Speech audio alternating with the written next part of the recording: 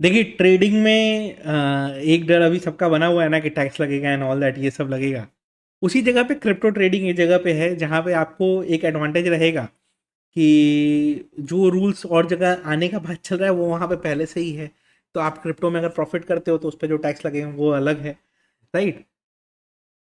Delta exchange India ने क्या किया है, इंडियन लॉज का कंप्लाई करके पूरा एक किया है। तो जो 1% टीडीएस है वो है क्रिप्टो इन्वेस्टिंग पे, क्रिप्टो ट्रेडिंग पे नहीं है। तो वहां पे आपको एक एडवांटेज मिल जाता है कि वो टीडीएस वाला झमेला वहां नहीं आता है। आपने मान लीजिए 50,000 रुपए डाले, आपने 50,000 का ट्रेड किया, 60,000 रुपए विड्रॉ हुए, तो 10,000 रुपए आपने प्रॉफिट विड्रॉ किया, वो आपके नॉर्मल प्रॉफिट में ऐड हो जाएगा। एंड उसके बाद आपको जैसे करना है भाई अपना टैक्स फाइलिंग के समय देख लीजिएगा।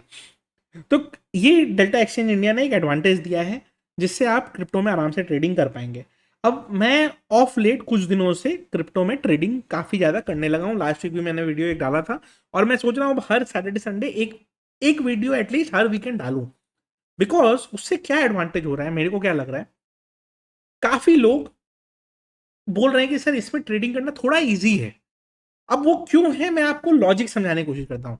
देखिए जब हम निफ्टी ट्रेड करते हैं तो निफ्टी में प्रॉब्लम कहाँ पे आती है, निफ्टी में है 50 वेरिएबल्स, राइट। कि कभी एक चीज अच्छा किया, कभी एक चीज खराब कर गया, राइट। तो कभी एक चीज अच्छा करेगा, कभी एक चीज खराब करेगा, ये प्रॉब्लम आ रहा है। लेकिन वहीं पे जब आप कर रहे हैं क्रिप्टो, या मान लीजिए बिटकॉइन ही ट्रेड कर रहे हैं, ठीक है। तो बिटकॉइन जब आप ट्रेड कर रहे हैं तो उसमें सिर्फ बिटकॉइन के ही चार्ट्स, बिटकॉइन के ही पैटर्न्स में काम करेंगे, और कोई तो नहीं काम करेगा ना। वो वहां पे एक एडवांटेज दे रहा है।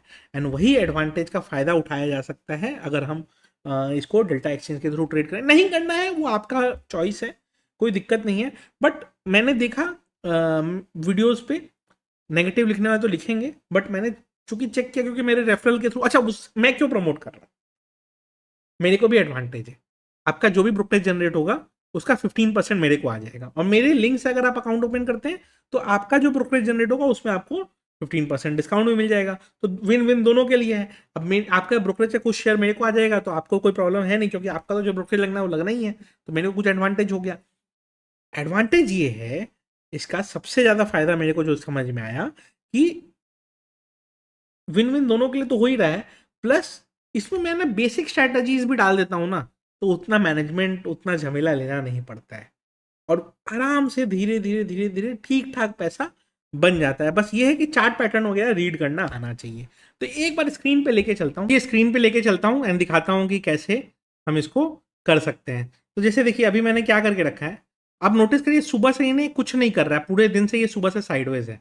तो मैंने अभी क्या देखा कि भाई साइडवेज से चल रहा है, और प्लस ये खरा भी है एक ब्रेकआउट वाले लेवल पे। अगर ये इसको ब्रेकआउट करता है और 64,500 के ऊपर निकालता है तो ये बड़ा ब्रेकआउट दे सकता है। तो मैंने फ्यूचर लॉन्ग कर लिया। बट वही ये डर रहता है कि अगर नहीं किया तो मैंने क्या किया, कॉल एंड पुट 64,400 का दोनों बेच दिया। अब मेरे को एडवांटेज क्या है, एडवांटेज ये है कि मान लीजिए मार्केट अगर कुछ नहीं करता है, जैसा दिख रहा है कि भाई कुछ नहीं कर रहा है, कुछ नहीं करता है, तो मेरा इसका थीटा डीके होते रहेगा, थोड़ा बहुत प्रीमियम करके मेरे को मिलता रहेगा, तो मेरे को टेंशन फ्री मैं रहूंगा।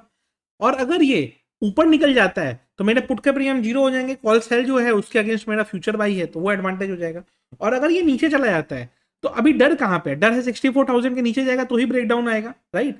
तो 64,000 के अगर ये नीचे जाता है तो मेरे दिमाग में वो है कि वहां पर मेरे को एसएल ले लेना है। अगर 64,000 के नीचे जाता है तो मेरे कॉल के प्रीमियम टूट चुके होंगे, पुट के प्रीमियम थोड़े से बढ़े होंगे, नो डाउट पुट के प्रीमियम बढ़े होंगे, लेकिन मेरा जो एक्चुअल सेल है वो नेट नेट ऑलमोस्ट 360-370 पॉइंट्स का प्रीमियम सोल्ड है, राइट। तो मेरे को लॉस उस समय बहुत ज्यादा नहीं हो रहा होगा, एंड फ्यूचर में कुछ हो रहा होगा तो वो बियर करेंगे अपने।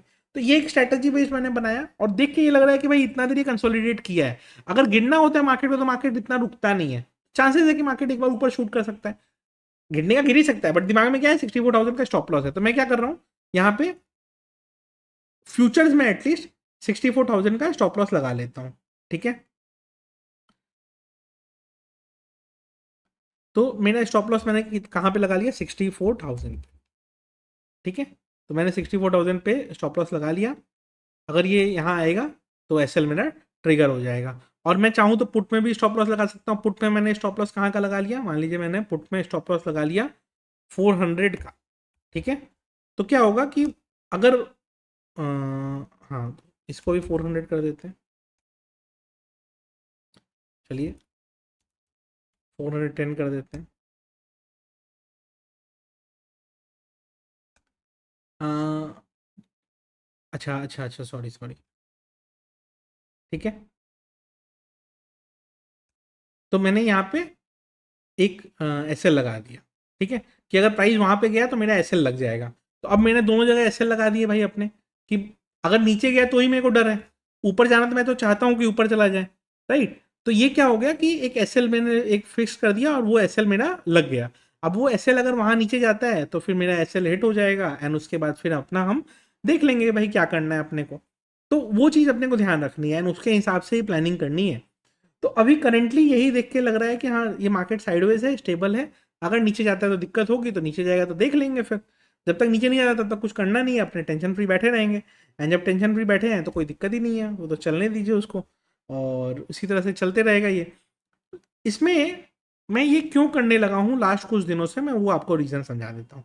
देखिए कैसा है ना, कि इसमें पैटर्न्स अच्छे बनते हैं। जैसे 5 मिनट में आप देख रहे हैं तो पूरा दिन साइडवेज रह गया। अब ये क्लियर कट यहाँ पे बना था, अब ये क्या है, ये रेंज को जैसे ही निकाला 64,550 को, एक अच्छा खासा स्विंग ये बना सकता है। जब ये ब्रेकडाउन भी देता है ना, तो देखिए आप डे लो ब्रेक किया जब, तो प्रॉपर ब्रेकडाउन मिला, तो प्रॉपर ट्रेड मिला। सिमिलरली हायर हाई बना बना के ऊपर भी गया ये। तो हर हर्डल जब ब्रेक कर रहा है एक अच्छा दे रहा है, फिर वापस रीटेस्ट करने आ रहा है उस ब्रेकआउट को, एंड फिर वहां से फिर सपोर्ट लेके ऊपर जा रहा है। सिमिलर चीज इसने नीचे जाते समय किया। तो काफी चीज इसने ना बैलेंस्ड वे में करी है, उसी का एडवांटेज है। एंड इसीलिए मैंने ये डिसाइड किया कि भाई चलो ठीक है, यहाँ पे आपने इसी, ये थोड़ा सा बेटर लग रहा है, एक तरीके से इसको किया जा सकता है।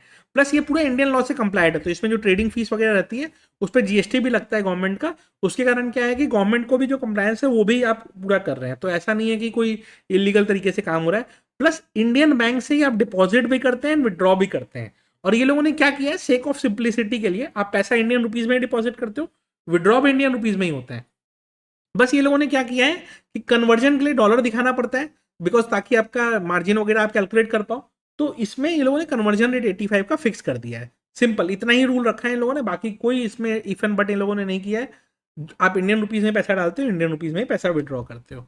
तो ये एक एडवांटेज रहेगा इसका। तो मैं लिंक इसका ना डिस्क्रिप्शन में छोड़ देता हूँ, आप चेक कर लीजिएगा। एंड उसके बाद आराम से आप यूज़ करने को ट्राई करिए इसको। एंड बेसिक स्ट्रैटेजीज वगैरह लगा के भी अपॉर्चुनिटी इसमें अच्छा बन रही है, तो उसको एक बार ज़रूर देखिए। वीडियो अच्छी लगी हो तो लाइक कर दीजिएगा।